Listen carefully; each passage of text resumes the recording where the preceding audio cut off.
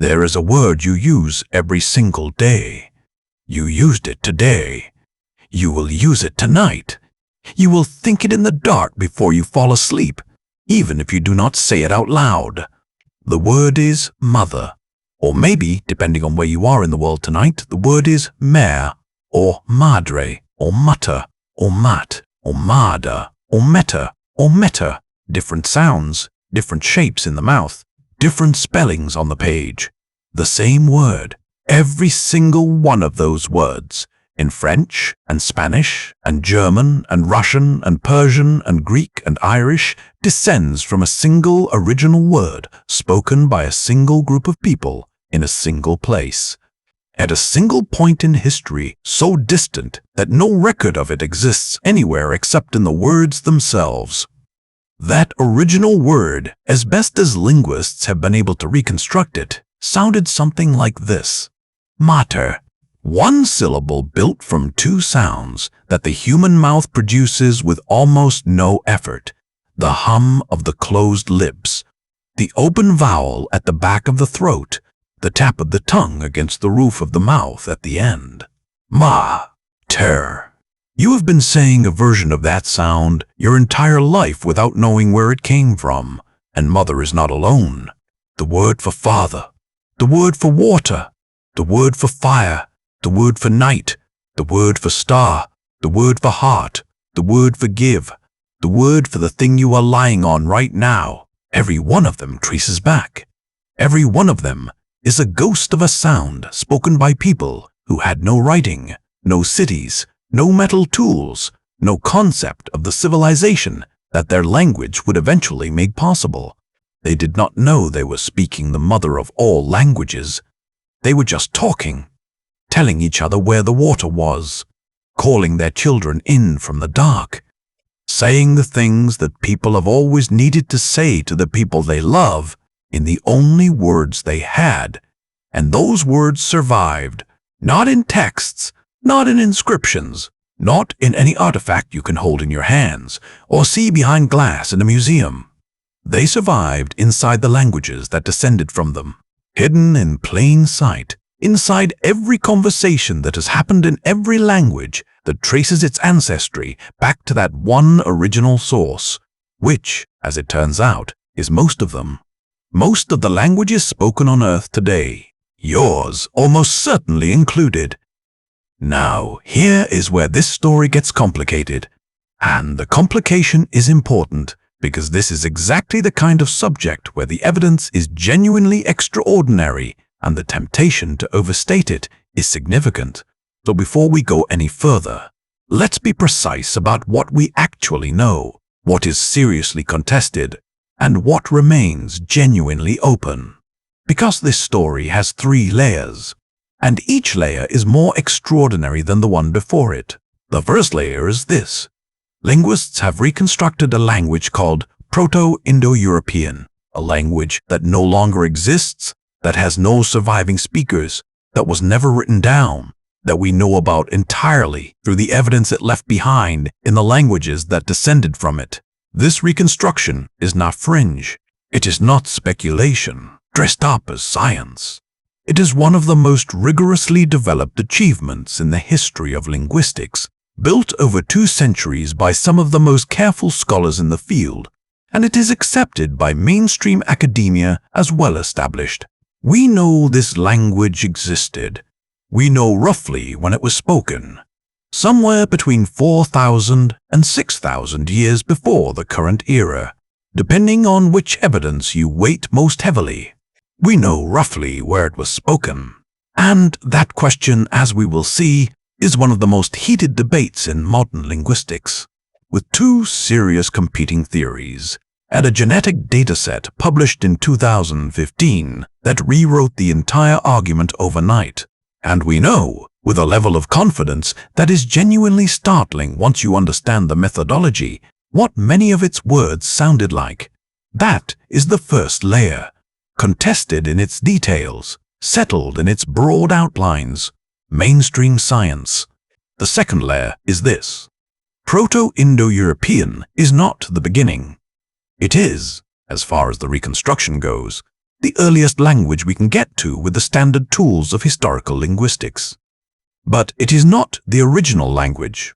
It is itself the descendant of something older, something that linguists call Proto-Indo-European's parent language, or its grandparent language, or its ancestor going back further than the standard methodology can currently reach. There are researchers who believe they can go further, who believe that not just the Indo-European language family, but every language family on Earth, the Semitic languages, the Sino-Tibetan languages, the Niger-Congo languages, the languages of the indigenous Americas, all of them descend from a single common ancestor, a language so old it predates agriculture, predates permanent settlements, predates everything we normally call civilization by tens of thousands of years.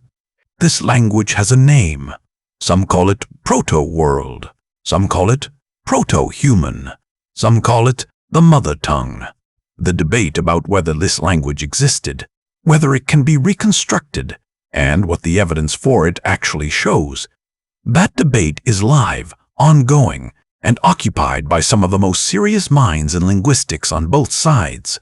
We will spend time in that debate tonight, not because it is settled, but because the argument itself tells us something profound about what language is, where it came from, and what it means that every human being who has ever lived used it.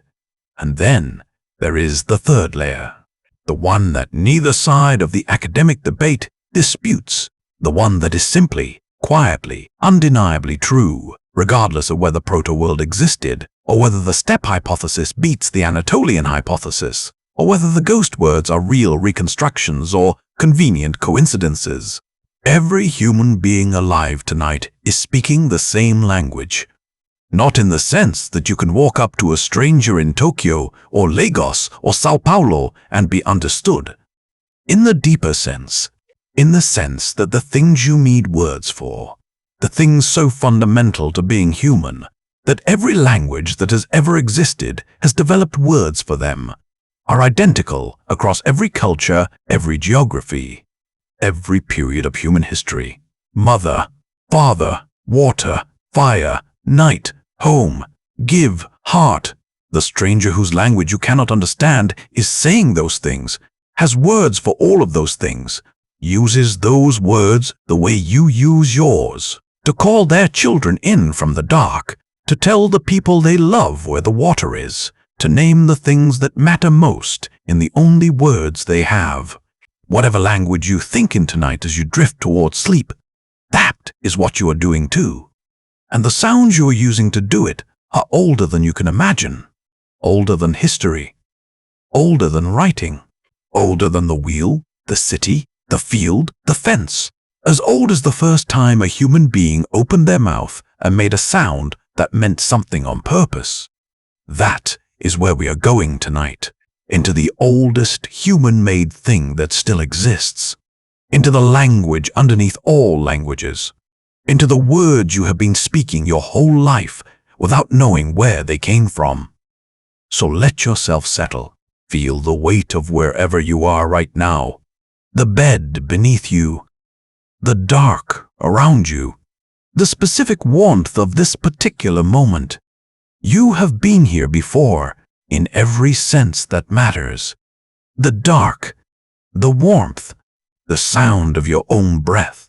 And somewhere underneath the language you are thinking in right now, older than that language by thousands of years, the same sounds your ancestors used for exactly this. Night, rest, home. Let's begin. Before we go into the evidence, let's make this personal, because it already is personal. More personal than almost any other topic we could spend tonight exploring. Language is not something you have. It is not a tool you pick up and put down. It is not a skill you learn the way you learn to ride a bicycle or read a clock. Language is something you are. The thoughts you are having right now, in this moment, as you lie in the dark listening to this, those thoughts are happening in words. Not images first, then words. Not feelings first, then words. Words first. The interior monologue that runs continuously inside every waking human mind, and that quiets only in sleep, is constructed entirely from language, from the specific vocabulary and grammar and syntax of whichever language your brain learned first. In the first years of your life, before you had any choice in the matter, you did not choose your language any more than you chose your face. It was given to you by your parents, who received it from their parents, who received it from theirs, in an unbroken chain of transmission that goes back further than any family tree, further than any written record, further than any history that has a name attached to it, all the way back to people who had no writing, no cities, no agriculture, no metal. People who sat around fires on a grassland that no longer exists in a landscape that has been buried under thousands of years of subsequent human activity, speaking a language that left no direct trace anywhere except inside the mouth of every person who has ever spoken a language that descended from it, which is, as far as linguists can currently determine, most of the people alive on Earth tonight. Think about what that means for a moment. The English you are hearing right now, the language this story is being told in, the language you are thinking in as you listen. English is a Germanic language. It descends from a Proto-Germanic ancestor spoken roughly 2,000 years ago in what is now Northern Europe. Proto-Germanic itself descends from Proto-Indo-European. The reconstructed ancestor language we will spend much of tonight exploring. And Proto-Indo-European descends from something older still, something that the most ambitious researchers in the field are attempting to reconstruct from the patterns that appear when you compare not just the Indo-European language family, but every language family on Earth simultaneously.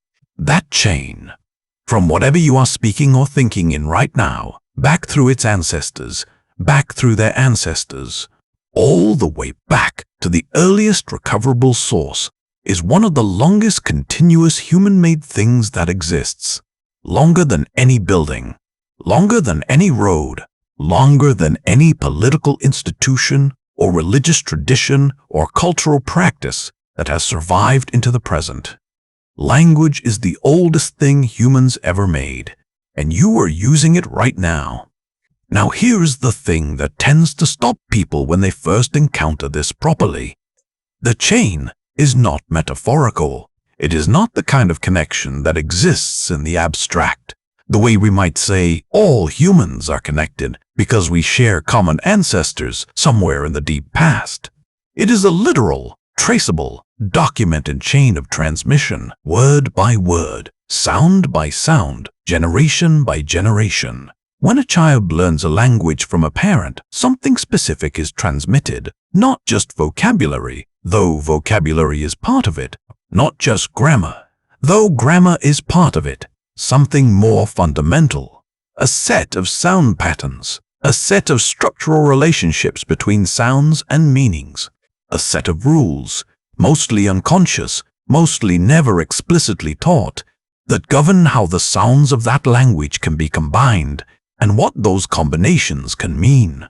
Those patterns, those structural relationships, those rules, they are inherited. The child does not invent them. The parent did not invent them. Nobody invented them.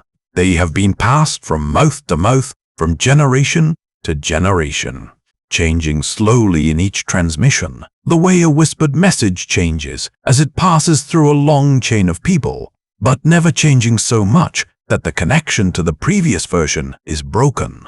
This is what allows linguists to do what they do. Because if language transmission were random, if each generation invented its language from scratch, there would be no patterns to find, no family resemblances between languages, no ghost words embedded in modern vocabularies that point back to ancient sources. But it is not random. It is inherited. An inheritance leaves traces. The traces are what the last 2 centuries of historical linguistics have been carefully, painstakingly, sometimes contentiously reading.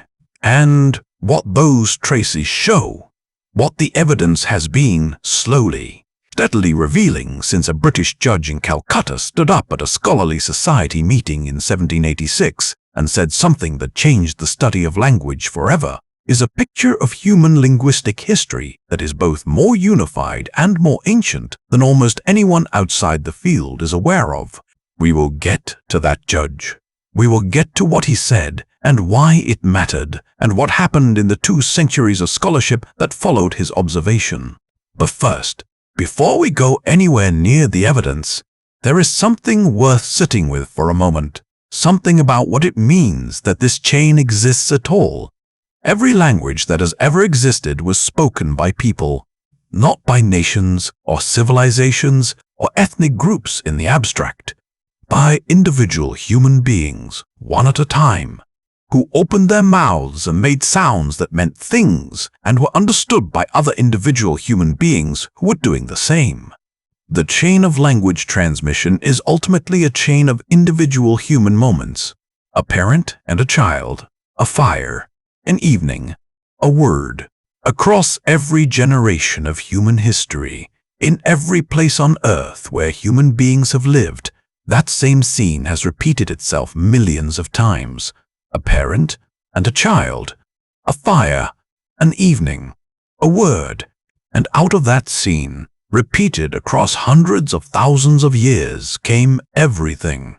Every poem, every law, every prayer, every declaration of love, every argument, every apology, every story ever told to a child in the dark to help them sleep.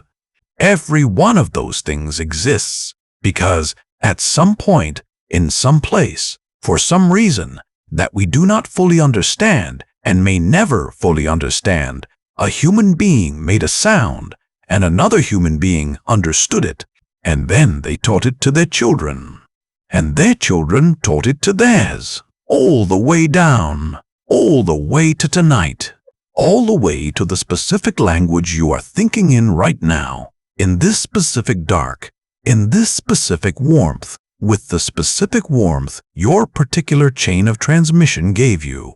You are the latest speaker in a line that has no documented beginning.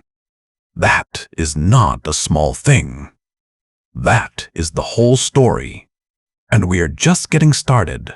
If you are already feeling that pull, that specific loosening that happens when you have been still and warm for long enough, and the thoughts start to slow and the body starts to go heavy, that is exactly what this is designed to do. This is ancient world sleep, where the longest and deepest stories in human history are told slowly enough and carefully enough to carry you all the way into sleep. You do not need to follow every word. You do not need to stay awake for the conclusion. The story will be here when you come back to it. If you drift off somewhere in the middle of a linguistics laboratory, or on a steppe in Central Asia 4,000 years before the current era, that is not a failure. That is the whole point. If you are new here, consider subscribing. Every episode goes somewhere genuinely different and somewhere genuinely old. We have been to the moment when human beings nearly went extinct, reduced to a few thousand people on a coastline in southern Africa, and traced the specific thing that saved them. We have been to the lubbers of Valdaro, 2 Neolithic skeletons found locked in an embrace in northern Italy, buried together 40,000 years before anyone thought to ask why. Tonight, we are going somewhere older than both of those. Tonight, we are going to the first word. And if you want these episodes completely clean, no interruptions, no ads, just the voice and the story and the dark, follow Ancient Worlds. Sleep on Spotify. The link is in the description. It takes 10 seconds, and it means the next time you need something to carry you into sleep, it is right there waiting. One more thing before we continue. Where in the world are you tonight? Drop it in the comments if you feel like it. There is something that this particular episode makes me think about every time. But the people leaving those comments are doing it in dozens of different languages. English and Hindi and Portuguese and Korean and Arabic and Tagalog and 100 others. And every single one of those languages, as we are going to discover tonight, traces back to the same place. The comment section of this video is its own kind of proof of the thing we are about to explore. Every language, one source. So, back to the beginning, back to 1786, back to a British judge in Calcutta who stood up at a scholarly meeting and said something that 200 years of linguistics has been working through ever since.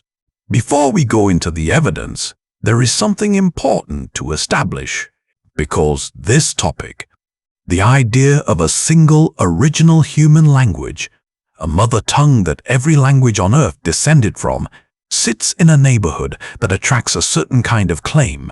You have probably encountered some version of it, the version that starts with a reasonable linguistic observation and ends somewhere near the idea that humanity's original language was spoken in Atlantis, or that it was given to us by beings from somewhere other than Earth, or that the original tongue was so perfect and so complete that all subsequent languages represent a kind of fall from grace. None of that is what we are doing tonight, and I want to say that clearly not because the real story needs defending against those alternatives, but because the real story is so much more interesting and so much more genuinely strange that it deserves to be heard without any of that noise attached to it. The actual evidence, the peer-reviewed, rigorously debated, published in serious journals, evidence, is extraordinary enough on its own terms. It does not need embellishment. It does not need mystery added to it from outside. The mystery is already built in, because the question of how human beings came to speak language at all, and where that language came from, and what the earliest recoverable form of it looked like, is one of the deepest unsolved problems in all of science. So here is how we are going to approach it tonight. We are going to follow the evidence the way the researchers actually followed it, starting with what was observed, moving to what the observations forced researchers to conclude, being honest about where the conclusions are solid and where they are contested and where they remain genuinely open. There are three things to establish before we go into the story itself. The first is that historical linguistics is a real science, not a soft science in the dismissive sense, a rigorous, methodologically sophisticated discipline with clear standards of evidence, clear criteria for what counts as proof, and a long track record of making predictions that were subsequently confirmed by evidence from completely different fields. When historical linguists reconstructed Proto-Indo-European in the 19th and early 20th centuries, they made predictions. They predicted that certain words should exist in certain languages, that certain sound changes should have occurred in certain sequences, that certain grammatical structures should appear in certain places. Those predictions were tested. Most of them were confirmed, not by other linguists, by archaeologists, by geneticists, by physical anthropologists working from completely independent data sets. When the ancient DNA revolution of the 2010s produced genetic evidence about the movement of human populations across Eurasia in the period 4,000 to 6,000 years ago, that evidence lined up with what linguists had predicted. From the language evidence alone about who spoke Proto-Indo-European and where they went, that is what a successful scientific theory looks like. The second thing to establish is that there is a genuine, serious, unresolved debate at the center of this topic. Not a debate between science and pseudoscience, a debate within science, between serious researchers using legitimate methods about questions that the current evidence cannot yet definitively resolve. The debate has two main fronts. The first front is about Proto-Indo-European itself, specifically where it was spoken and how it spread. This is the argument between what is called the steppe hypothesis and the Anatolian hypothesis. Both sides have serious researchers. Both sides have genuine evidence. The debate is not settled. The second front is about what came before Proto-Indo-European, whether the ancestor of the ancestor can be reconstructed, whether there is a single original human language underneath all of them. This is the debate about proto-world, and it is where the field is most genuinely divided. We will spend time on both sides of that debate tonight, because that is how the evidence actually looks. And the third thing to establish is what we are actually claiming when we say that languages are related. When linguists say two languages are related, they mean something very specific. They mean that the systematic sound correspondences between the two languages, across a large enough set of vocabulary items, follow regular, predictable, non-random patterns that can only be explained by shared inheritance from a common source. This is the key concept. Regular sound correspondences. Not just similar sounds. Not just words that look alike. Regular, systematic, predictable correspondences, where a specific sound in one language consistently corresponds to a specific different sound in another language, across a large enough dataset that chance cannot explain the pattern. The correspondence between the English word father and the Latin word pater is not a coincidence. The F in English corresponds to the P in Latin in a regular way, across dozens of other word pairs. Foot and peas, fish and pisces, fire and focus, full and plenus.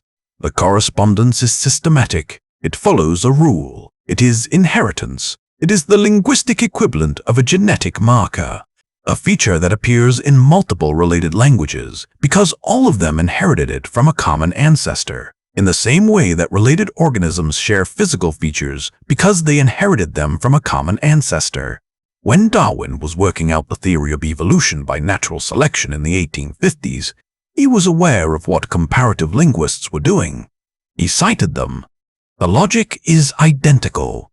You find systematic similarities that cannot be explained by chance or borrowing. You infer common ancestry. You reconstruct the common ancestor from the shared features of the descendants. You test the reconstruction against new evidence. That is what historical linguistics does.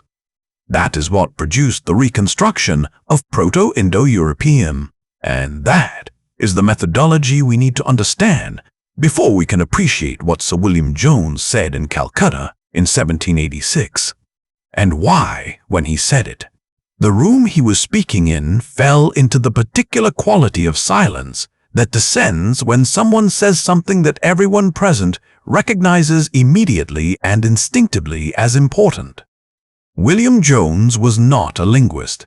He was a judge, a British judge serving on the Supreme Court of Bengal, a man of extraordinary intellectual range, who had taught himself to read more than a dozen languages before the age of 30, and who had come to India partly out of a deep personal fascination with Sanskrit, the ancient literary language of the Indian subcontinent. He had been in Calcutta for 3 years when he stood up at a meeting of the Asiatic Society and delivered a lecture that began with an observation so simple that it is easy to miss how radical it was. He had been reading Sanskrit, deeply, carefully, with the kind of attention to grammatical detail that only a trained lawyer who also happened to be a gifted linguist could bring to the task. And he had noticed something. Sanskrit, he said, bears to Greek and Latin a stronger affinity, both in the roots of verbs and in the forms of grammar, than could possibly have been produced by accident, stronger than could possibly have been produced by accident. He was not saying the languages were similar. He was not saying they shared some borrowed words or some cultural influences from ancient trade. He was saying the resemblance was too systematic, too regular, too deep to be anything other than inheritance from a common source. He went further. Gothic and the Celtic languages, he said, bore the same relationship to Sanskrit and to each other, and possibly Old Persian too. He suggested, carefully, as a hypothesis rather than a certainty, that all of these languages might have sprung from some common source which perhaps no longer exists. Some common source which perhaps no longer exists. In one sentence, delivered to a room full of scholars in Calcutta in 1786, William Jones had articulated the central project of historical linguistics for the next 2 centuries. Find the common source, reconstruct it, understand what it tells us about the people who spoke it, where they lived, and how their language came to be spoken in various forms by the majority of humanity. The room fell silent, not because nobody had noticed the similarities Jones was pointing to, but because of the way Jones had framed the observation, not as a curiosity, not as an interesting coincidence, as a scientific claim, a claim that required an explanation, a claim that had implications.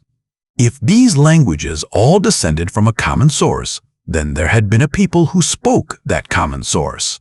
A specific group of people, in a specific place, at a specific time in history. People whose language had spread across an enormous geographical area, replacing or absorbing whatever languages had been spoken there before, until its descendants were being spoken from Iceland to India. Who were those people? Where had they lived? Why had their language spread so far?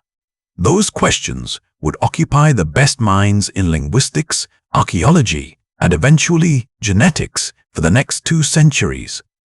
They are still not fully answered, and the argument about the answers, the genuine, rigorous, evidence-based argument between serious researchers who have spent their careers on these questions, is one of the great ongoing intellectual dramas of modern science. That is where we are going next. The language has never been heard. Not once in recorded history has a single living person spoken it as a native tongue. Not once has it appeared in any inscription, any manuscript, any tablet, any scroll. It left no writing because the people who spoke it had no writing.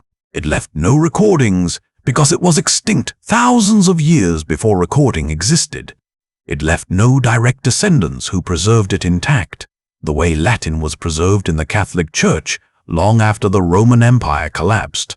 It left only echoes, echoes inside the languages that descended from it.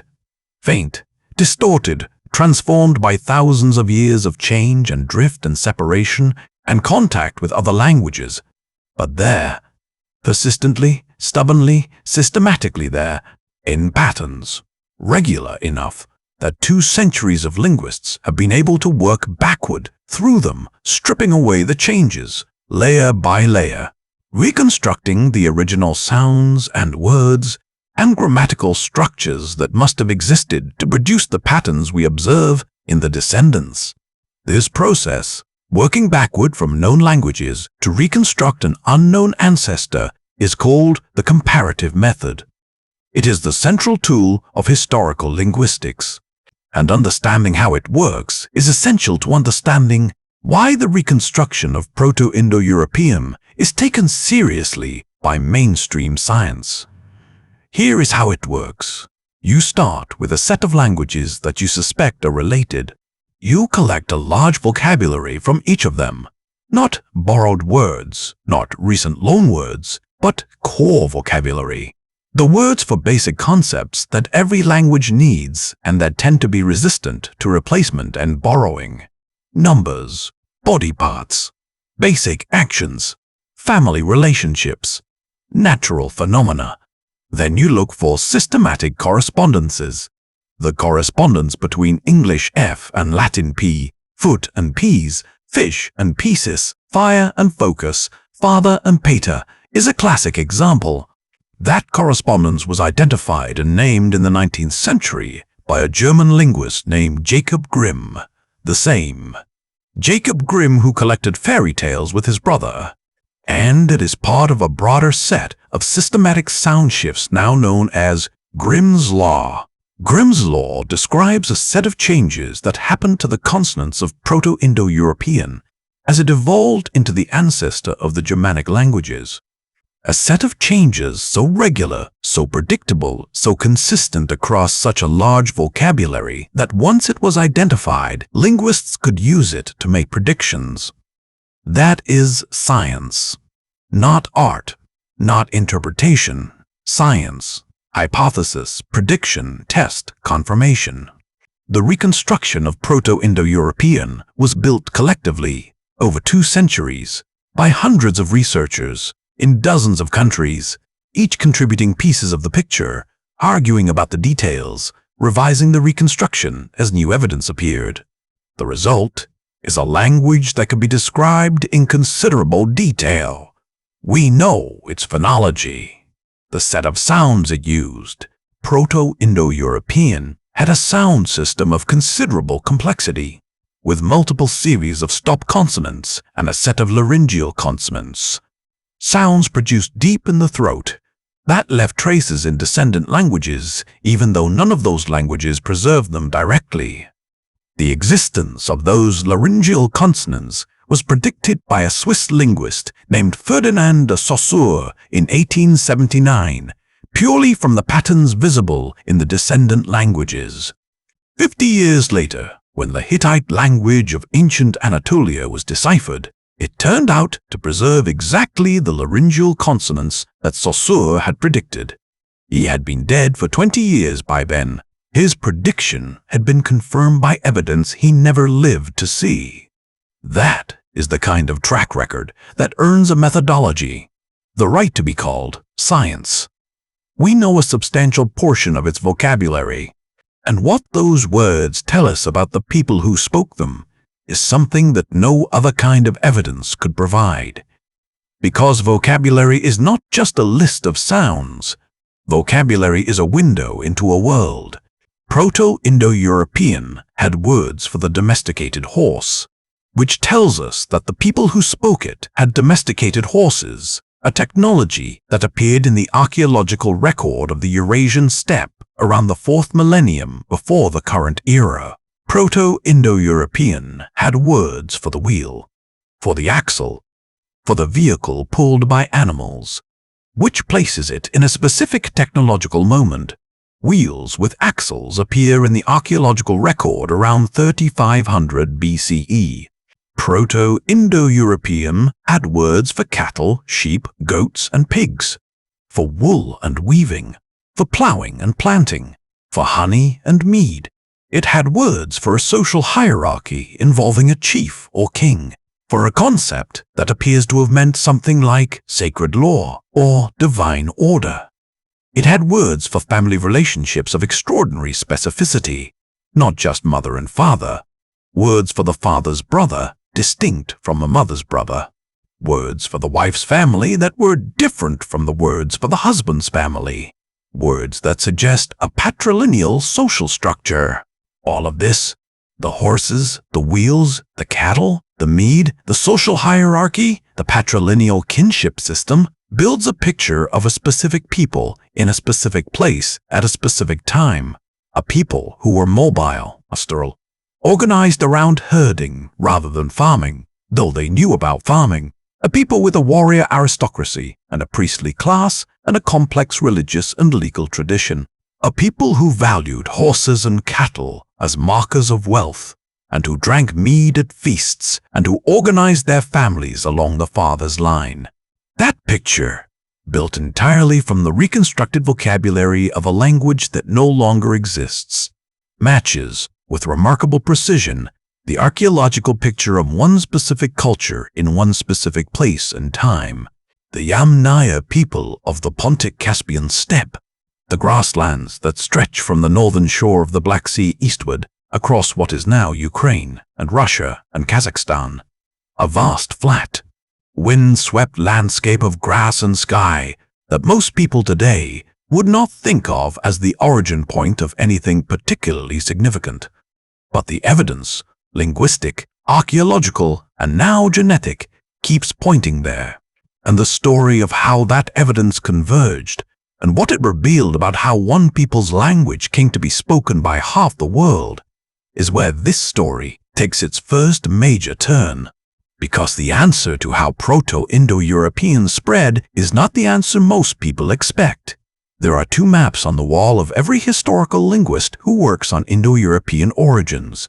They do not always hang side by side. Sometimes one is pinned up and the other is in a drawer. Sometimes both are on the wall with annotations arguing against each other in the margins.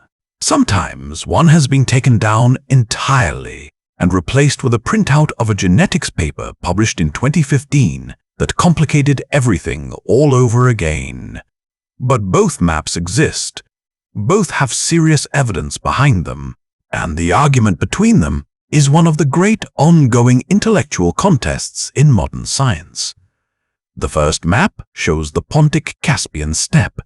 The second map shows Anatolia. These are the two proposed homelands of Proto-Indo-European. The steppe hypothesis, sometimes called the Kurgan hypothesis, after the burial mounds that characterize the archaeological culture at its center, was developed primarily by a Lithuanian-American archaeologist named Marija Gimbutas, beginning in the 1950s and continuing through her career until her death in 1994. Her core claim was this: the original speakers of Proto-Indo-European were the people of the Yamnaya culture, a pastoral, semi-nomadic society that flourished on the Pontic-Caspian steppe roughly between 3500 and 2500 BCE. The Yamnaya were cattle herders and horse riders. They buried their dead under earthen mounds. The Kurgans, with elaborate grave goods that speak to a hierarchical society, with significant differences in wealth and status. They had domesticated the horse. They had wheeled vehicles. They had a warrior culture and the complex religious tradition involving fire and sacrifice. All of these features match the picture built from the reconstructed Proto-Indo-European vocabulary with remarkable precision. The vocabulary said, horses. The Yamnaya had horses. The vocabulary said, wheels and wagons. The Yamnaya had wheels and wagons. The vocabulary said, cattle herding. The Yamnaya were cattle herding. The correspondence is not perfect. No correspondence between a linguistic reconstruction and an archaeological culture ever is. But it is close enough and consistent enough that the Yamnaya identification has attracted serious support. The steppe hypothesis also has a mechanism for how the language spread. Gimbutas proposed that the Yamnaya did not simply trade their language into neighboring regions. They expanded, physically, demographically, moving off the steppe in a series of migrations that carried their language and, as we will see, their genes into Europe to the west and into South Asia to the east. The Anatolian hypothesis was proposed by British archaeologist Colin Renfrew in 1987. Renfrew's argument began with a question that the steppe hypothesis had never fully answered to his satisfaction. How do you spread a language across half a continent without leaving an overwhelming archaeological signature of violent disruption? Renfrew's answer was that you do not need violence to spread a language. You need agriculture. His proposal was that Proto-Indo-European was not the language of the Yamnaya steppe pastoralists. It was the language of the first farmers of Anatolia, the region now occupied by modern Turkey, who began spreading their agricultural way of life into Europe and the Near East roughly 8,000 to 9,000 years ago. The spread of farming, in Renfrew's model, was the mechanism for the spread of the language. As farming communities expanded into previously hunter-gatherer territories, they brought their language with them, not through military conquest, through demographic expansion. The debate ran, vigorous and unresolved, through the 1990s and into the 2000s. And then, in 2015, something happened that changed the terms of the debate entirely. A paper was published in the journal Nature. The lead author was a geneticist named David Reich at Harvard Medical School. The paper was titled Massive Migration from the Steppe was a Source for Indo-European Languages in Europe. The title was not subtle. What Reich and his team had done was extract and sequence ancient DNA from skeletal remains spanning thousands of years of European prehistory. Not from one or two samples, from hundreds of individuals, from burial sites across Europe and the steppe, from time periods spanning several thousand years. And what the genetic data showed was something that archaeologists and linguists had been arguing about for decades without being able to prove or disprove. It showed a massive genetic turnover in Europe beginning around 3000 BCE. The populations of Europe in the Bronze Age were genetically substantially different from the populations of Europe in the Neolithic. Not just somewhat different, substantially different. In some regions, particularly in Northern and Central Europe, the Bronze Age populations showed a genetic ancestry profile in which a significant proportion, in some cases the majority, traced to a source population from the Pontic-Caspian steppe, the Yamnaya. This was not gradual diffusion, not slow cultural exchange. The genetic signal was too strong, too rapid, too geographically extensive to be explained by anything other than a substantial movement of people. The steppe people had moved into Europe in large numbers, bringing their genes, their culture, and, the inference was strong, though not mathematically certain, their language. What the 2015 paper did, more than anything else, was shift the burden of proof. Before 2015, the steppe hypothesis was one serious position among two. After 2015, the genetic evidence had provided independent support for the core claim of the steppe hypothesis that the Anatolian hypothesis could not match with equivalent independent evidence. The steppe is not proven as the homeland of Proto-Indo-European, but the case for it is now significantly stronger than it was, and the picture that emerges from the combined linguistic, archaeological, and genetic evidence is a picture of a specific people, in a specific place, at a specific time, whose language changed the world. People who rode horses across the grasslands of Ukraine and Russia and Kazakhstan 4,000 to 5,000 years ago, who buried their dead under earthen mounds with weapons and ornaments and the bones of animals, who drank mead at feasts and organized their families along the father's line and had words for sacred law and warrior honor and the night sky above the steppe. People who, for reasons the evidence suggests, but does not yet fully explain, expanded out of that steppe in multiple directions over several centuries, carrying their language into territories where other languages had been spoken for generations. People whose language, in various transformed descendants, is now spoken by roughly half the human beings alive on Earth. Come down from the evidence for a moment. Come down from the genetics papers and the archaeological surveys and the debates between serious people in serious journals about population movements and linguistic homelands. Come down to grass.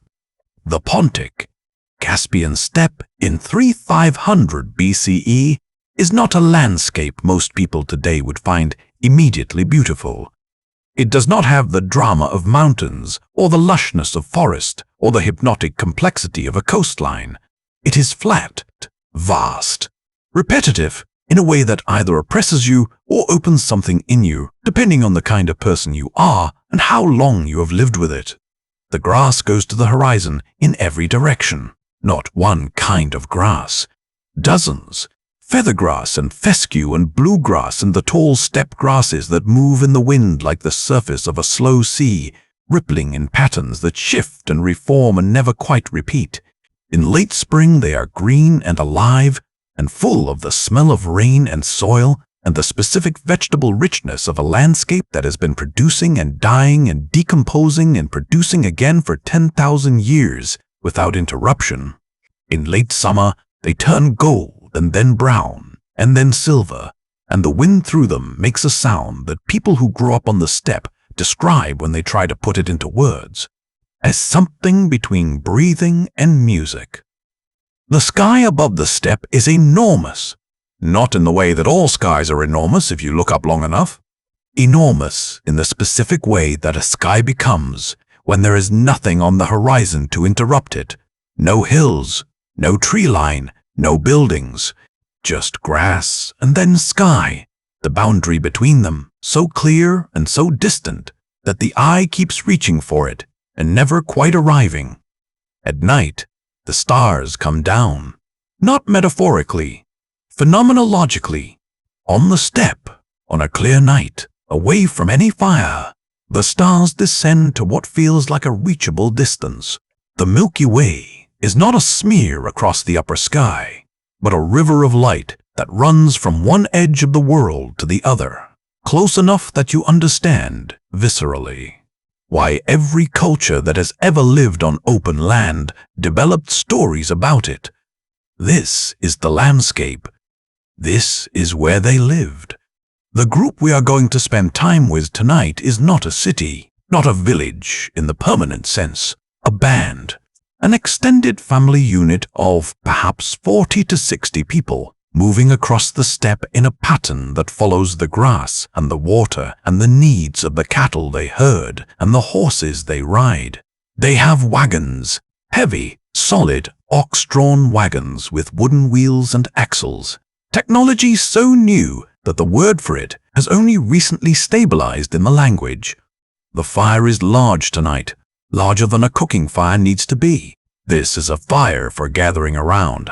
A fire that says, "We are here, we are settled, we have enough fuel to burn generously, come and sit." One of the children is not quite asleep yet.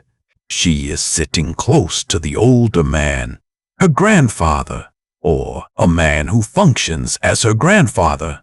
She has been watching the fire in the absorbed, slightly trance-like way that children watch fire when they are tired, but not yet willing to admit it. The light on her face shifts with the movement of the flames. Her eyes are heavy but open. She says something, a question from the sound of it. The older man answers. The answer is short, 3 or 4 words, said in a voice pitched for her alone, not for the group, in the specific register that adults use with children when they are explaining something small and fundamental and not for the first time. She considers this. Then she says another word. One word. The word she says sounds something like this. Matter. She is not asking a question this time. She is saying it the way children say the words for the things they love and need and depend on. When they are tired and the fire is warm and the night is large around them, and they want to locate the specific person who makes the night feel smaller. Matter. The woman on the other side of the fire hears it. She looks up, across the fire, at the child, at the older man. Something passes between the 3 of them that requires no words. Then the woman moves around the fire to where the child is sitting. The child shifts, settles. The word she said, matter, was the whole message. Not a request exactly, not a command. Something more like a locating signal. The verbal equivalent of reaching out a hand to check that something important is still there. And it was there. And now the child's eyes close. Hold that scene for a moment. Because the word you just heard, matter, the Proto-Indo-European root that linguists have reconstructed as the ancestor of every word for mother in the Indo-European language family, that word was not invented on that evening. It was already old, already stable, already the core vocabulary of the language that this group had inherited from their parents and their parents' parents, going back as far as the chain of transmission reached. And that word, mater, mother, mir, madre, mutter, mat, mada, mater, mater, mater, is in your mouth right now, or the descendant of it is. The specific configuration of sounds has shifted over 8,000 years of transmission, but the word is the same word. The child on the steppe in 3500 BCE and the person lying in the dark right now, drifting toward sleep. the same word, across 8,000 years, the same stone, the same word. There is a site in Central Europe called the Talanser Valley. It is in what is now northeastern Germany, in a landscape of flat fields and slow rivers that today is quiet and agricultural and entirely unremarkable to look at from a car window. In 1996, an amateur archaeologist walking along the bank of the Tollens River found a bone, a human bone, sticking out of the peat at the river's edge. He reported it. Archaeologists came. They began to excavate. What they found over the following years was something that changed how researchers thought about prehistoric Europe. They found the remains of a battle, not a grave, not a burial site, a battle. The bodies of more than 100 individuals deposited in the river or on its banks at roughly the same time, roughly 300 years ago, many of them showing traumatic injuries consistent with violent death in a confrontation rather than ritual burial. The Tollens Valley Battle is the oldest large-scale armed conflict yet identified in the prehistoric archaeology of Central Europe. It is a reminder of something that is easy to forget when you are reading genetic data and linguistic reconstructions and archaeological surveys. The prehistory of human population movement is not a story of people walking peacefully into empty landscapes and setting up camp. It is a story of people moving into landscapes that were already occupied. The Neolithic farmers of Europe were not primitive. By the time the steppe populations began their expansion westward in the 3rd millennium BCE, the farming cultures of Europe had been established for roughly 4,000 years. 4,000 years of settled agricultural life, of permanent villages and long houses and elaborate burial traditions. They had built Stonehenge, or the predecessors of Stonehenge. They had built the megalithic tomb complexes of Western Europe. They had elaborate ritual traditions, distinctive material cultures, languages of their own. They were not empty. They were not waiting to be filled. And then the steppe people came. The genetic evidence for what happened is stark. In the period between roughly 3000 and 2500 BCE, the genetic profile of the populations of Central and Northern Europe changed substantially. The ancestry characteristic of the Neolithic farmers declined sharply. The ancestry characteristic of the steppe populations increased sharply. In some regions, the shift was dramatic enough that researchers described it as a near replacement. The competitive advantages of the steppe people are not difficult to identify. Horses, wheeled vehicles, a mobile, flexible subsistence strategy, a social organization built around warrior bands and hierarchical leadership, and possibly disease. The steppe populations, living in close contact with domestic animals and moving across large distances, may have carried infectious diseases to which the relatively isolated farming communities of Europe had no defenses. The result, whatever its precise mechanism, is visible in the genetics. A near replacement, a population that had been building its culture on the plains and hills and river valleys of Central Europe for 4,000 years, substantially displaced within a few centuries. Their languages did not survive. The language that survived was the one the steppe people brought with them. This is how language spread happens at the demographic level, not through the peaceful, voluntary adoption of a useful tongue by an admiring population. Through the movement of people, the replacement or absorption of existing populations, the simple arithmetic of who is left speaking when the dust settles. It is not a comfortable story, but it is the story that the evidence tells, and the evidence, read honestly, does not tell a story of peaceful diffusion. It tells a story of expansion, of demographic pressure, of a mobile, horse-riding, hierarchically organized society moving into territories occupied by settled farmers and, over the course of a few centuries, changing the genetic and linguistic landscape of an entire continent. If you are of European ancestry, A substantial portion of your genome traces to those steppe populations. The language you are thinking in right now traces to the language they spoke. You are, in a very direct biological and linguistic sense, partly the descendant of the people who did the displacing, and partly, in the minority ancestry component that survived the demographic shift, the descendant of the people who were displaced. Both. As are most people of European descent, the complexity of that inheritance is not something to resolve or explain away. It is something to hold, to understand, as part of what human history actually is, rather than what any simplified narrative would make it. Now, there is a reversal coming, because everything we have discussed so far, the steppe expansion, the demographic turnover, the spread of Proto-Indo-European across Europe and into South Asia, all of that is the story of the first layer, the story of Proto-Indo-European specifically. But there are researchers who believe that Proto-Indo-European is not the beginning, that it is itself a descendant, a relatively recent development in a chain that goes back much further, back to something older than any of them, something that these researchers call proto-world, or proto-human, or, most simply, the mother tongue. That is where we are going next. There is a word that appears in almost every language on Earth, not a borrowed word, not a word that spread through trade or religion or colonial contact.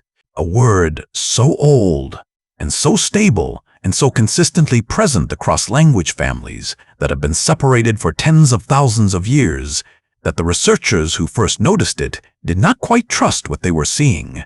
The word sounds, in various forms across various languages, something like teak, or deek, or dig, or digi. It means, in the languages where it appears, one of two things, either the number one or the index finger, the finger you point with. In Proto-Indo-European, the word for finger traces to a root that sounds something like deek, the same root that produced the Latin digitus from which English gets digit, and the same root that produced the Proto-Indo-European word for the number 10, because 10 fingers. In the Nilo-Sahara languages of Eastern Africa, languages that share no known common ancestor with the Indo-European family, there are words for one or finger that sound strikingly similar. In certain Austronesian languages, spoken across the Pacific Islands and Southeast Asia, similar forms appear. In certain languages of the Americas, separated from the Old World families by at least 15,000 years of independent development, similar forms appear. Tick, ike, one, finger. A word that sounds similar and means the same thing across language families that should have no connection to each other. Is this a coincidence? Statistically, in any large enough data set of unrelated languages, you will find accidental similarities between words. Random phonological convergence. This is the null hypothesis, the default assumption, the thing you have to rule out before you can claim that a similarity is evidence of common ancestry rather than chance. The question is whether the pattern of similarities across the world's language families is too consistent and too widespread to be explained by chance alone. That question is at the center of one of the most contested debates in modern linguistics. The comparative method has a horizon, a time depth beyond which it cannot reliably reach. The problem is the rate at which languages change and what happens to the signal of common ancestry as the changes accumulate over time. Historical linguists estimate that a language replaces roughly 80% of its core vocabulary every 1,000 years. At that rate, by the time you are looking at languages separated by more than roughly 8 to 10,000 years, so little of the original vocabulary survives in recognizable form that the comparative method cannot reliably identify the signal of common ancestry against the background noise of random similarity. Proto-Indo-European is estimated to be roughly 6 to 8,000 years old. We are at or near the edge of what the standard comparative method can reliably reach. To go further back requires either a different method or a different standard of evidence, or both. This is where the field divides. And the division is not between scientists and cranks. It is between serious researchers with different views about what counts as adequate evidence. The case for proto-world begins with a simple observation. Every human community that has ever been documented, however isolated, however long separated from other human communities, has language. Not just communication, language. A fully developed, grammatically complex, semantically rich system of symbolic communication. This universality is itself remarkable. It means that every human language alive today is part of the same phenomenon. All human languages share features that no non-human communication system shares.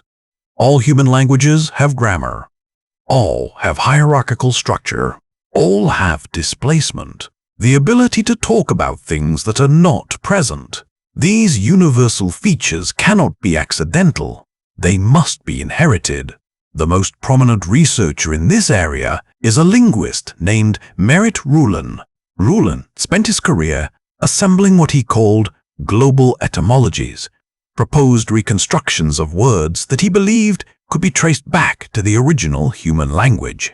He worked with the linguist Joseph Greenberg, one of the most influential figures in 20th century linguistics, who had pioneered mass comparison as a technique for identifying deep linguistic relationships. Rulin's list of proposed proto-world roots runs to dozens of items.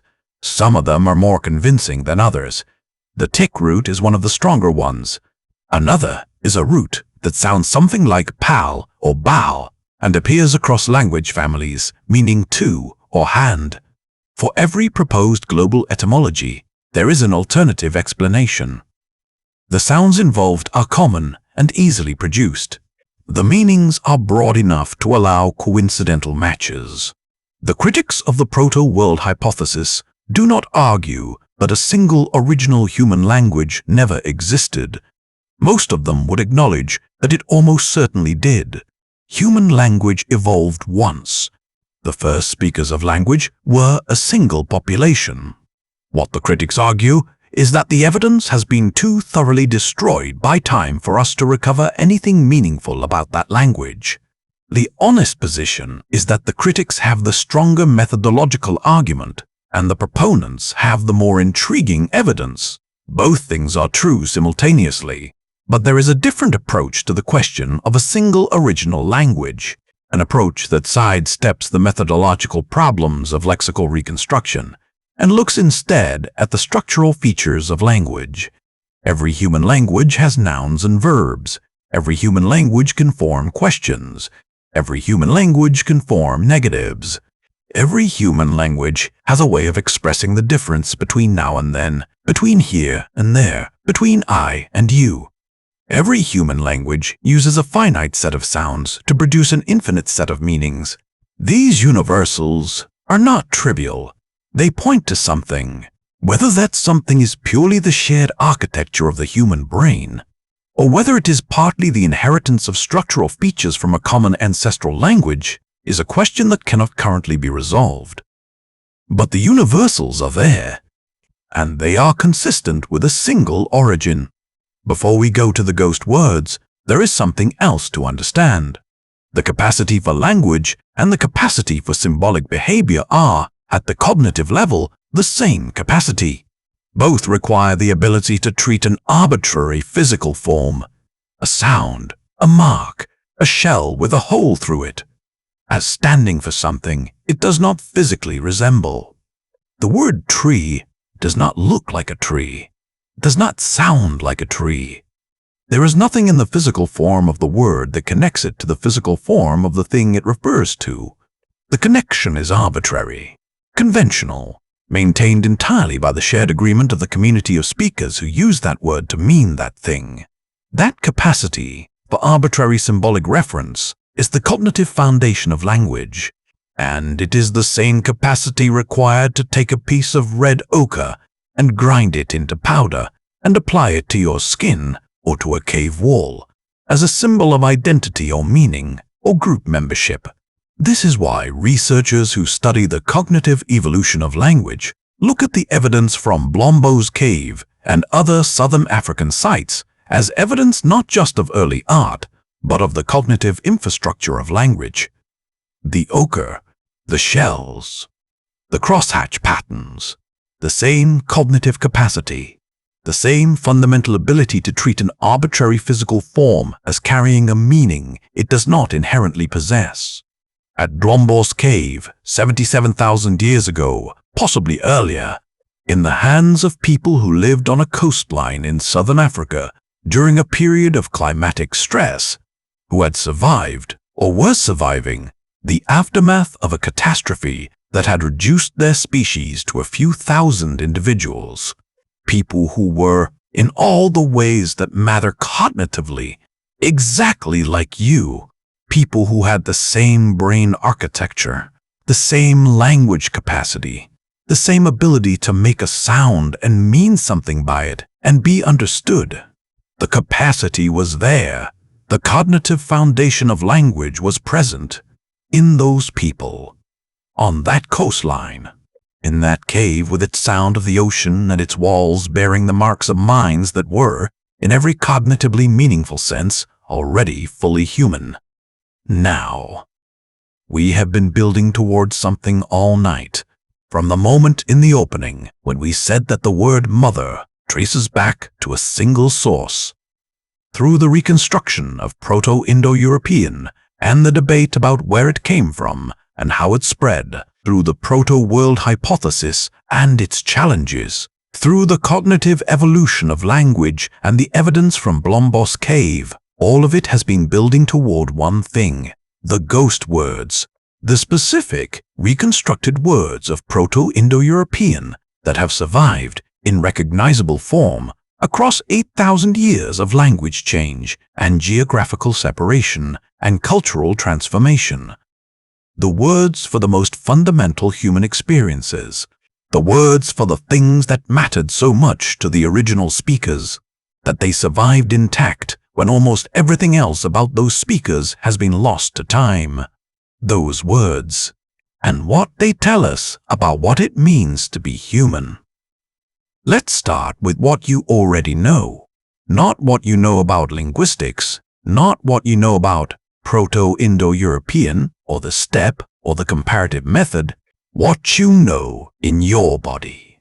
The words you learned before you knew you were learning them. The words that were given to you before you had any choice in the matter, before you had any awareness that words were things that could be given.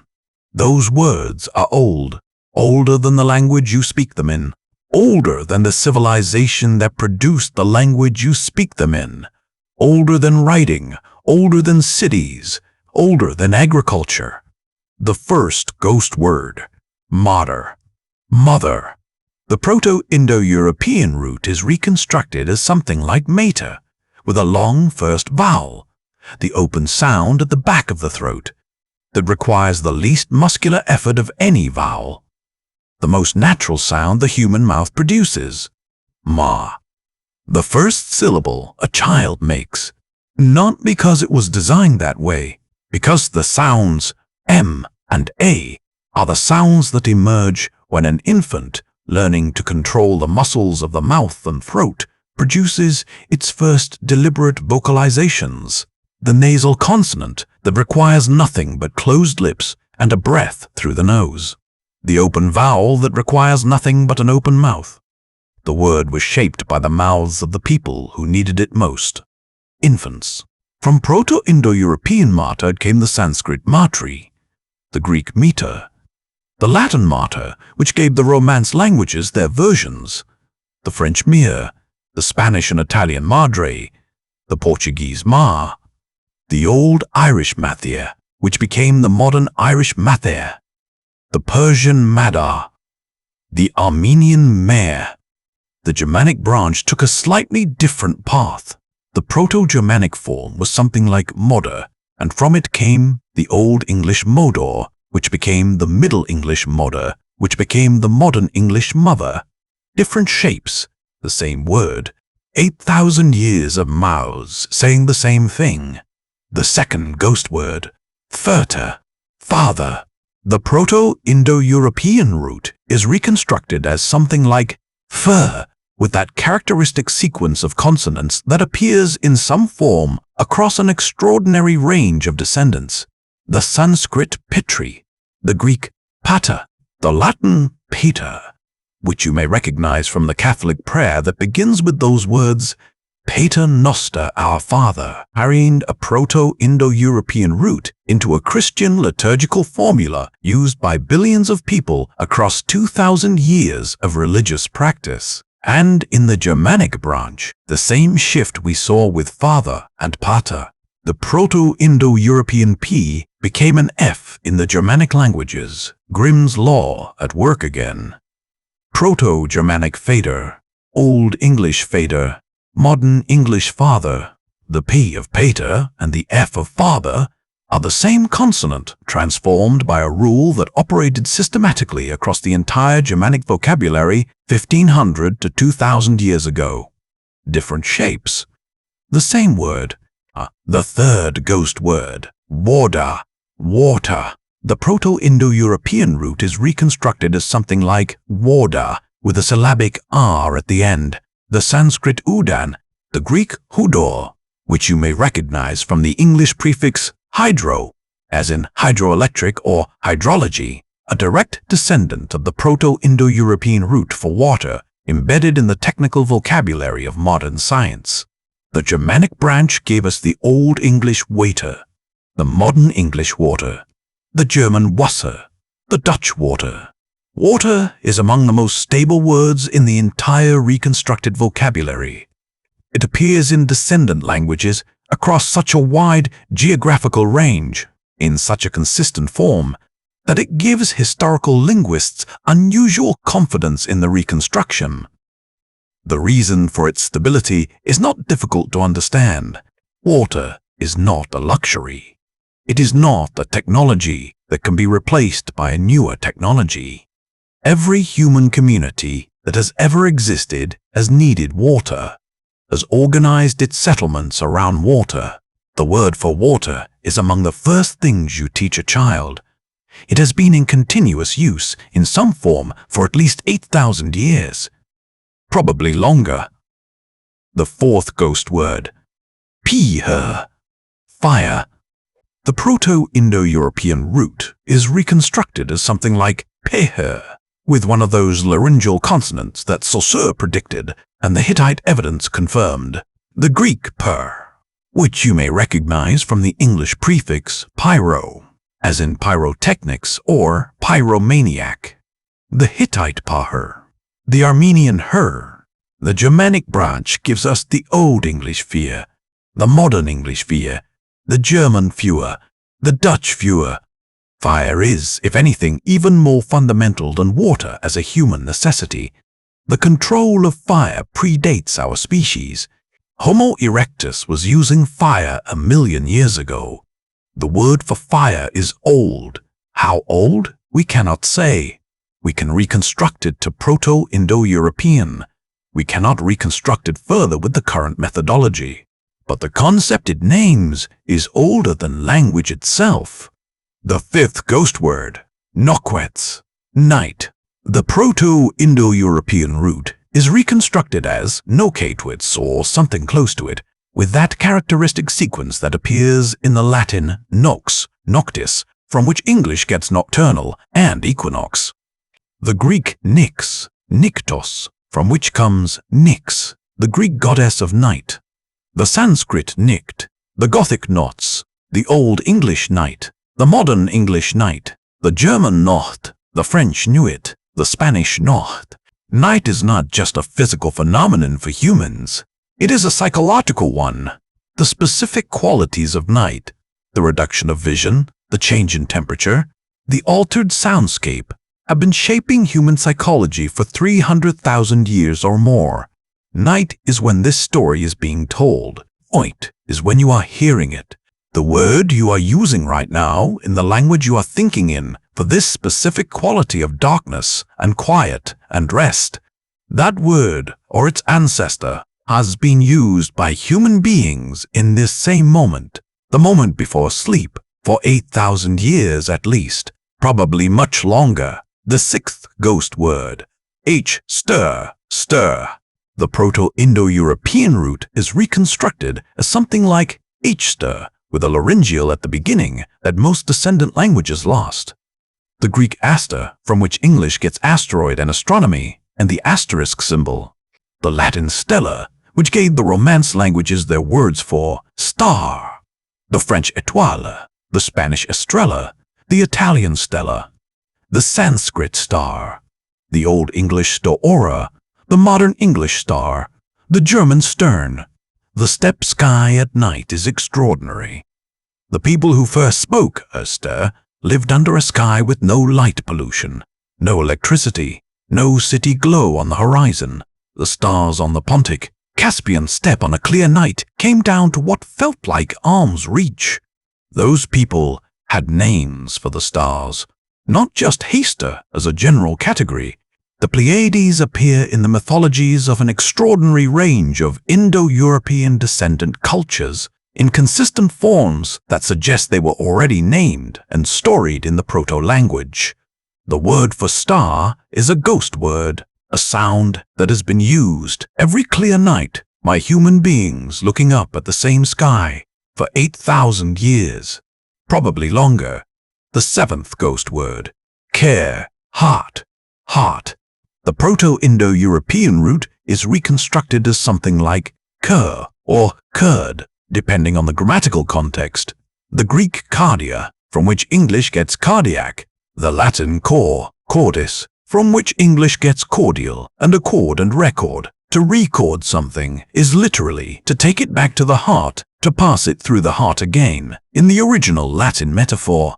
The Old Irish cried, the modern Irish croy, the Lithuanian cerdes, the Old English herte, the modern English heart, the German Herz. Heart is not just an anatomical term in the Proto-Indo-European vocabulary.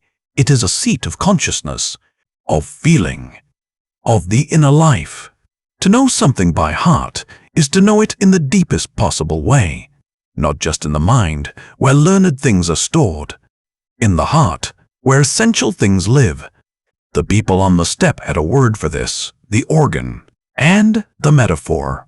Both of them are still in your language. The eighth ghost word, day, give. The Proto-Indo-European root for give is reconstructed as something like day, with a laryngeal that affected the vowel quality in the descendant languages. The Greek didomi, I give. The Latin dare, to give, from which English gets data, literally things given, and donate and pardon. The Sanskrit da, the Russian dat, the Lithuanian duati, the Old English geophon, the modern English geophon, the modern English give, give. Of all the ghost words, this one may be the most quietly significant, because give is not just a physical action in the human world, it is a social one, the act of giving. The voluntary transfer of something of value to another person is at the center of human social organization in a way that is difficult to overstate. Reciprocity, the obligation to give back what has been given to you, is one of the most universal features of human social life across cultures and periods. The gift creates the relationship. The obligation to return the gift maintains it. Give is a ghost word, one of the oldest, one of the most important. The ninth ghost word, wikos, voice or word or the act of speaking. The Proto-Indo-European root is reconstructed as something like wikos or wiko, and it underlies an extraordinary range of descendants. The Sanskrit vak, voice, the concept of sacred speech. The Latin vox, voice, from which English gets vocal and vocabulary and vocation, a calling, literally a voicing. The Greek epos, word or story, from which English gets epic. This word is particularly remarkable because of what it names. It names the very thing we have been discussing all night, the voice, the word, the act of speaking. The people who spoke Proto-Indo-European had a word for what they were doing when they spoke. They were aware of language as a phenomenon, aware of the voice as a thing in itself, aware of the word as an object that could be crafted, shaped, used with skill, or used clumsily, used to heal or to harm. In the beginning was the word. That idea, which appears in the Vedic tradition, in the Greek logos tradition, in the Hebrew and Christian traditions, may trace back, in its earliest form, to the steppe, to people who sat around fires and told stories and knew, in some inchoate way, that the words were not just sounds, that the words were the thing that held the world together. The 10th ghost word, on, dream. The Proto-Indo-European root for dream is reconstructed as something like honor. The Greek honor, dream, from which the modern Greek word for dream still descends. The Sanskrit spatna, dream or sleep. The Armenian honor, dream. The people on the steppe dreamed, in the literal neurological sense. They had REM sleep, the same sleep stage in which humans today experience vivid dreams. And they had a word for the experience. And tonight, when you close your eyes and the mind begins its own journey through whatever it visits in the dark, that experience and the word you use for it in whatever language you think in traces back to the same root, to the same people, to the same nights on the steppe under the same stars in the same darkness. There are more ghost words. The word for new, the word for old, the word for stand, sit, eat, drink, sleep, the word for know, see, hear, the words for the numbers, the word for sun, moon, snow, wind, the word for home. In Proto-Indo-European, the root that underlies the concept of home is something like domos or dem, the root of the Latin domus, from which English gets domestic and domicile. The Greek domos, the Sanskrit dhamma, the Russian dom, the word for the place you return to, the place where the fire is, the place where the people you love are, home. That word, in the specific form your language gives it, has been in use since at least the steppe, probably longer. Now hold all of these words together for a moment. Mother, father, water, fire, night, star, heart, give, voice, dream, home. Look at the list, not as a linguistic exercise. Look at it as a window, as a direct line into the minds and lives of people who lived 8,000 years ago on a grassland under a sky full of stars. Look at what they had words for. The people they loved most. Mother, father, the things they needed to survive. Water, fire, the sky they lived under. Night, star, the feeling that made them human. Heart, the action that held their world together. Give, the thing they did that made them different from every other animal. Voice, the experience that visited them in the dark. Dream, the place they returned to. Home, these are the things the ghost words name. Not technology, not economics, not the specialized vocabulary of a specific historical moment. The permanent things. The things that are true for every human being, regardless of when they lived, or where, or in what language they happened to think. And so, they survived. 8,000 years of language change, dozens of descendant languages, hundreds of generations of parents teaching children, thousands of miles of geographical separation. And still the words are here, in your mouth, right now. Mother, father, water, fire, night, star, heart, give, voice, dream, home. You have been saying these words, or the descendants of these words, in your specific language, your entire life. You said some of them today. You will say some of them tomorrow. You will say some of them in the last moments before you fall asleep tonight. The people on the steppe said the same words, in the same transition, in the same dark, under the same stars, 8,000 years ago, and the words arrived here, intact, still carrying what they were made to carry. Come down from the ghost words for a moment. Come down to a single evening, not on the steppe this time. It is approximately 1500 BCE, a trading party, 6 or 8 men with pack animals and trade goods, moving along one of the routes that connected the settled worlds of the south with the steppe and the forests and the varied landscapes of the north. 2 of the men in the party have been traveling together for several years. One of them is from a community that speaks a language that will eventually become one of the Iranian languages. The other is from further west, from a community whose language belongs to a branch that will eventually become one of the ancestor languages of Greek. Their languages are different, not completely different. They share enough structural features and enough vocabulary that with patience and goodwill they can communicate. Tonight they are camped.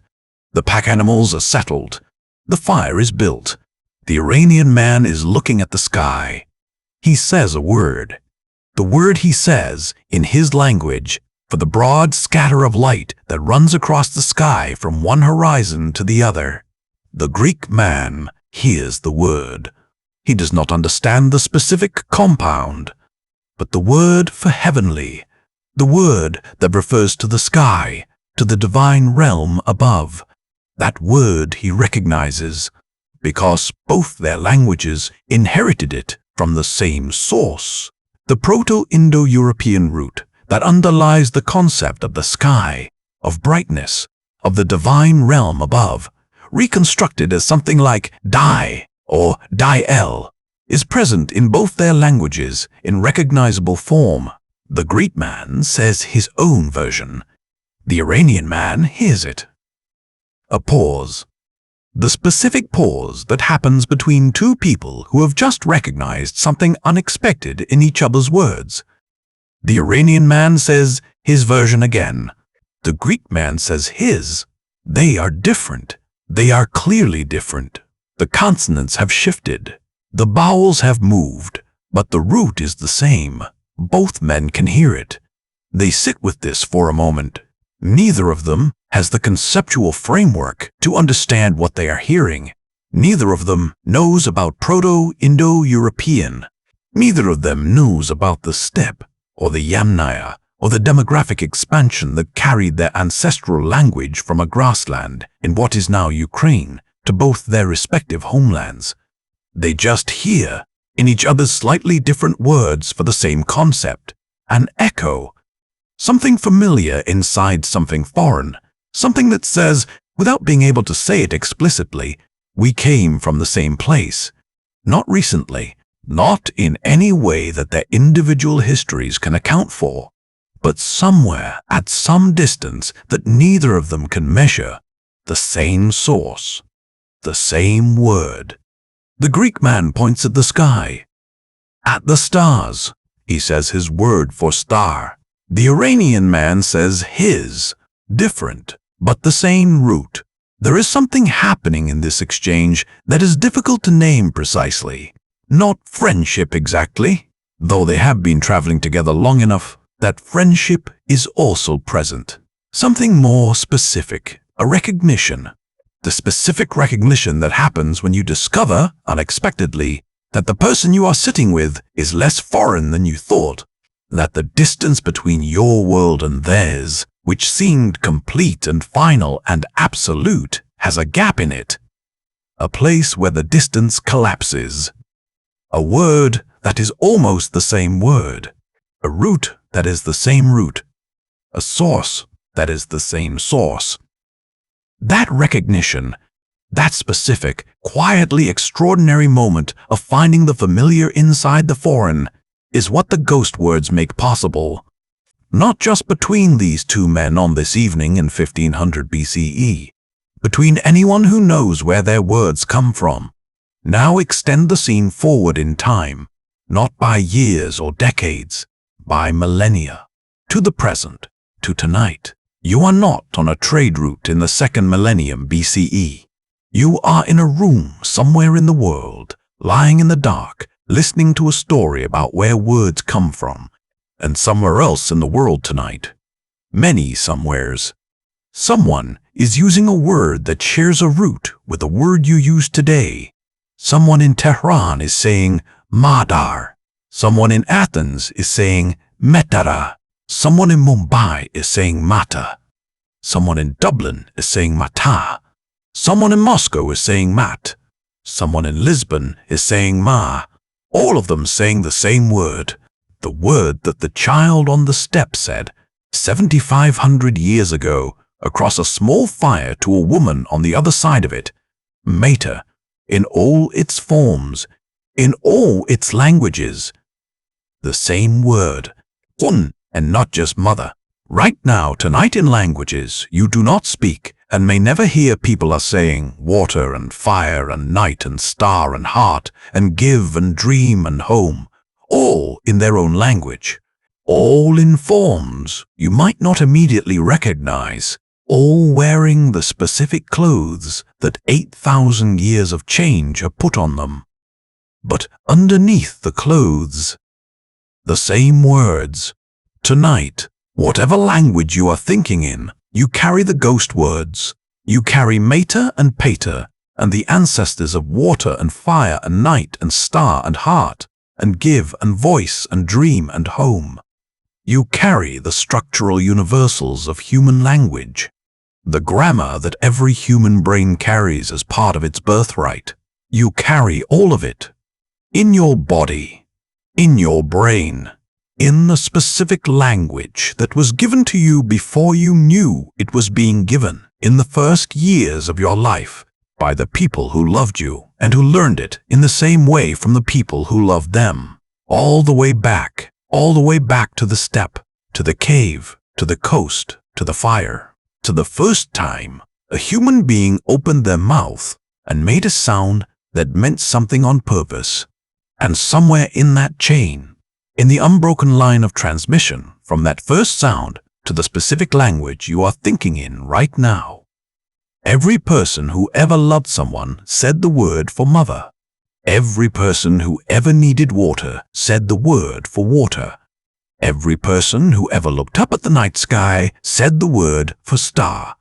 In their language, in the specific clothes their branch of the family gave the word, but the same word, the same feeling, the same face turned upward toward the same sky. We have come a long way tonight, not in distance, in time, from a room somewhere in the world, in the dark, in the warmth of wherever you are right now, backward through 8,000 years of language change, through the steppe and the cave, and the trade route, and the genetics laboratory, and the scholarly meeting in Calcutta, where a British judge said something that changed everything. Further back than that, through the origins of language itself, through the cognitive leap that the evidence from Blombo's cave suggests happened on the southern coast of Africa, through the period after the sky went wrong and the world got smaller and a few thousand people on a coastline held on to everything the species was and would become. Further back still, to the moment, or the long, uneven, gradual process that felt like a moment from the outside, when a human being first made a sound and meant something by it, when the first word entered the world. That is where we have been tonight, and the distance between there and here, the distance between the first word and the word you are thinking in right now, is not as large as it looks from the outside, because the words are the same words, worn into different shapes by the journey, but the same words. Before we let the might take over completely, there are a few things worth carrying forward. The first is about what language actually is. Language is not a technology in the way that the wheel is a technology, or the printing press, or the smartphone. It is not something that was invented in a specific place, at a specific time, by a specific person. Language is a biological phenomenon that became a cultural one. It emerged from the specific architecture of the human brain. The cognitive capacity for symbolic reference, for grammar, for displacement, which is itself the product of millions of years of evolutionary pressure toward more sophisticated social communication. And then, once the capacity was in place, it became the medium through which every other distinctively human achievement became possible. Stories, laws, religion, mathematics, music, architecture, the accumulated knowledge of every generation passed to the next, all of it built on the foundation of a cognitive leap that happened in Africa in the period of near extinction and survival and slow rebuilding. The same people, the same coastline, the ochre and the shells and the crosshatch patterns. Those were not separate from the origin of language. They were the same thing, expressed in a different medium. The capacity for language and the capacity for art and the capacity for the social networking that turned out to be the survival advantage of our species. These are not three separate developments. They are one development, expressed in three ways. The same leap. The second thing worth holding is about the ghost words specifically, about what it means that they survived. Every generation of speakers who preserved those words made a choice, not a conscious, deliberate choice, but a choice nonetheless. Every time a parent taught a child the word for mother rather than a different word, rather than a borrowed word from a neighboring language, every time the old word was used and taught and used again, the ghost word survived another generation. The survival of language is not automatic. It requires transmission. And transmission requires people who do the transmitting. People who talk to their children, who tell stories around fires, who teach the words for the things that matter. The ghost words survived because people kept using them, because people kept being people, needing words for the same things, using the old words because the old words worked, passing them to their children the way they passed everything else they knew. That is all it took. Generation after generation of people just talking, just saying the words they knew to the people around them, just being human. The third thing worth holding is the one that the closing of this episode is really about.